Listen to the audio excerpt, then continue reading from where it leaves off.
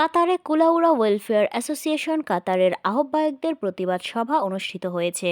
কাতার প্রতিনিধি আহসানুল্লাহ সজীব জানান, কাতারের রাজধানী দোহার আমানুল্লাহ রেস্টুরেন্টে এই প্রতিবাদ সভার আয়োজন করা হয়।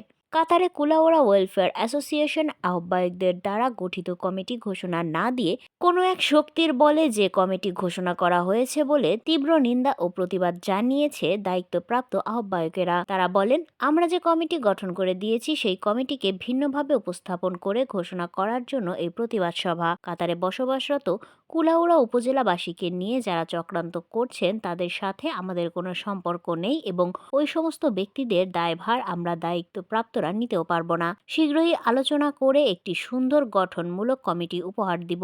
এ সময় প্রতিবাদ জানান আহ্বায়ক কমিটির আহ্বায়ক জয়নাল আবেদিন, যুগ্ম আহ্বায়ক আজমল হোসেন, সদস্য সচিব রোকনুজ্জামান। এ সময় উপস্থিত ছিলেন কুলাউড়া ওয়েলফেয়ার অ্যাসোসিয়েশনের প্রতিষ্ঠাতা সভাপতি হারুনুর রশিদ আইয়ুব, প্রতিষ্ঠাকালীন সাংগঠনিক সম্পাদক রুবেস আহমেদ রুবেল, উপদেষ্টা মাহতাব উদ্দিন, প্রতিষ্ঠাকালীন সহ সাংগঠনিক সম্পাদক আমিনুল ইসলাম স্বপন।